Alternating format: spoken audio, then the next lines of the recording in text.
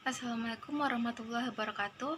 Saya Audina Regia Putri sebagai pembaca materi pertama dari kelompok 4 akan mempresentasikan materi kelompok kami mengenai ukuran pemusatan data. Pertama, mean terdiri dari dua, yaitu mean data tunggal dan berkelompok. Mean dapat diartikan sebagai nilai rata-rata suatu kelompok data.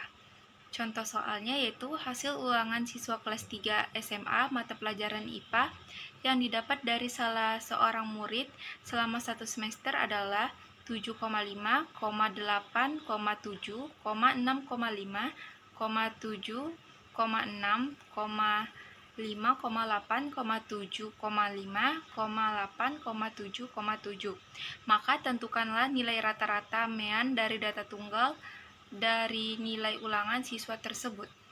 Jadi jawabannya yaitu mean nilai rata-rata dari soal di atas, yaitu mean data yang tadi ada di atas kita jumlahkan, yaitu 7,5 ditambah 8 ditambah 7 ditambah 6,5 ditambah 7 ditambah 7 ditambah 6,5 ditambah 7,5 ditambah 8 ditambah 7 per jumlah dari seluruh data itu yaitu 12. Kemudian mean sama dengan 87, yaitu hasil penjumlahan dari data yang di atas tadi, kemudian dibagi 12 jumlah data di atas, kemudian mean 87 dibagi 12 yaitu hasilnya 7,25. Jadi nilai rata-rata mean pada mata pelajaran matematika yang didapat murid tersebut yaitu 7,25. Mean data berkelompok. Sebelum menentukan mean atau rata-rata dari data kelompok, maka kita perlu melakukan penjumlahan semua data lalu membaginya dengan banyaknya data tersebut. Karena penyajian data kelompok diberikan dalam bentuk yang berbeda, maka rumus untuk mencari nilai mean rata-rata pada data kelompok sedikit berbeda dan lebih rumit dibanding dengan rumus cara mencari nilai mean rata-rata pada data tunggal. Data kelompok dapat disajikan dalam bentuk tabel distribusi frekuensi dan diagram batang. Median data tunggal dan berkelompok. Median adalah nilai tengah pada data yang telah disimpulkan. Mean disimbolkan dengan ME dan rumus terbagi menjadi dua, yaitu pertama median data tunggal. Ketika data berjumlah ganjil, nilai median berada di tengah, namun apabila jumlah data genap, maka nilai median adalah dua data yang berada di tengah, kemudian dibagi menjadi dua. Berikut rumusnya. Jumlah data ganjil, rumusnya yaitu Mi X N tambah 1 kali 2. Jumlah data genap, rumusnya yaitu ME 1 per 2 X N per 2 tambah XN tambah 1 per 2. Keterangan dari rumus tadi yaitu ME yaitu median, N jumlah data, X nilai data. Materi selanjutnya akan dibacakan oleh teman kelompok saya. Baik, saya akan melanjutkan materi dari saudari Audina. Median data berkelompok hampir sama dengan cara mencari median pada data tunggal. Nilai median pada data kelompok juga merupakan nilai tengah dari suatu kelompok data, tetapi tanpa mengurutkan data seperti pada data tunggal. Keterangannya yaitu TB sama dengan TP bawah kelas median, N sama dengan jumlah seluruh frekuensi, FK sama dengan jumlah frekuensi sebelum kelas median, FI sama dengan frekuensi kelas median, P sama dengan panjang kelas interval. Nah, modus data tunggal dan data berkelompok. Modus data tunggal. Modus adalah nilai yang sering muncul dari suatu data, disimbolkan dengan MO, dan rumusnya terbagi menjadi dua, yaitu rumus modus data tunggal. Menentukan modus dalam data tunggal tak perlu menggunakan rumus apapun. Kita hanya perlu mengurutkan data dari yang terkecil hingga terbesar. Modus data berkelompok. Modus adalah nilai data yang paling sering muncul atau data yang mempunyai nilai frekuensi paling tinggi. Cara mencari nilai modus data kelompok tidak semudah mencari nilai modus pada data tunggal. Untuk mendapatkan nilai modus data kelompok dapat menggunakan sebuah rumus sebagai berikut.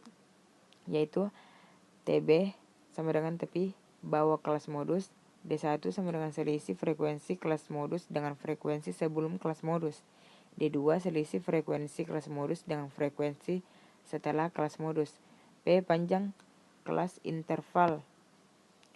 Nah, sekarang perbandingan nilai min, median, dan modus. Pengertian min. Min adalah sebuah rata-rata dari data yang diperoleh merupakan angka. Min adalah jumlah nilai-nilai dibagi dengan jumlah individu. Kelebihannya yaitu rata-rata lebih populer dan lebih mudah digunakan. Dalam suatu set data, rata-rata selalu ada yang hanya ada satu rata-rata. Dalam penghitungannya, selalu mempertimbangkan semua nilai data, tidak peka terhadap penambahan jumlah data. Variasinya paling stabil, cocok digunakan untuk data yang homogen atau sama. Kelemahannya yaitu sangat peka terhadap data ekstrim. Jika data ekstrimnya banyak, rata-rata menjadi kurang mewakili. Tidak dapat digunakan untuk data kualitatif, tidak cocok untuk data heterogen. Assalamualaikum warahmatullahi wabarakatuh. Terlebih dahulu perkenalkan, nama saya Hendrawan, Prodi Ekonomi Syariah, Fakultas Ekonomi dan Bisnis Islam. Pada video kali ini, saya akan melanjutkan penjelasan materi dari Saudari Dila mengenai perbandingan nilai median, dan modus. Selanjutnya, pengertian median. Median menentukan letak tengah data setelah data disusun menurut urutan nilainya. Bisa juga nilai tengah dari data-data yang terurut.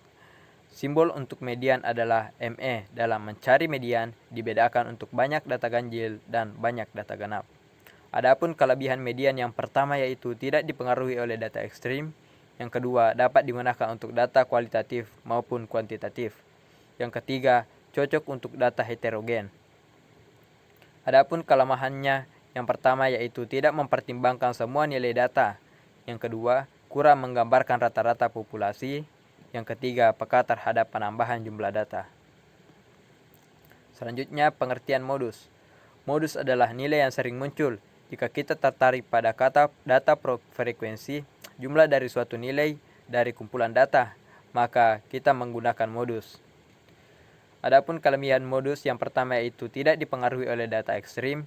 Yang kedua, cocok digunakan untuk data kualitatif maupun kuantitatif. Adapun kelemahannya, yang pertama yaitu modus tidak selalu ada dalam satu set data. Yang kedua, kadang dalam satu set data terdapat dua atau lebih modus. Jika hal itu terjadi, modus menjadi sulit digunakan. Yang ketiga, kurang mempertimbangkan semua nilai. Yang keempat, peka terhadap penambahan jumlah data.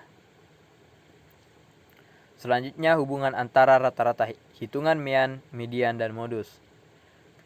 Kemiringan distribusi data ada 3 jenis. Yang pertama yaitu simetri.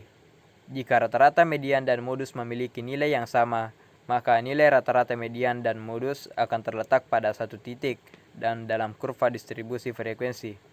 Kurva distribusi frekuensi tersebut akan terbentuk simetris. Yang kedua, menceng ke kanan atau kemiringan positif. Jika rata-rata lebih dari median dan median lebih besar dari modus, maka pada kurva distribusi frekuensi, nilai rata-rata akan terletak di sebelah kanan, sedangkan median terletak di tengahnya dan modus di sebelah kiri. Kurva distribusi frekuensi akan terbentuk menceng ke kanan atau kemencengan positif. Yang ketiga yaitu menceng ke kiri atau kemiringan negatif. Jika rata-rata lebih kecil dari median dan median lebih kecil dari modus, maka pada kurva distribusi frekuensi, nilai rata-rata akan terletak di sebelah kiri, sedangkan median terletak di tengahnya dan modus di sebelah kanan. Kurva distribusi frekuensi akan terbentuk menceng ke kiri atau kemencengan negatif. Itulah penjelasan materi dari kelompok kami, kelompok 4. Mohon maaf jika ada kesalahan, dan jika ada yang masih kurang jelas bisa ditanyakan pada sesi tanya jawab. Terima kasih. Assalamualaikum warahmatullahi wabarakatuh.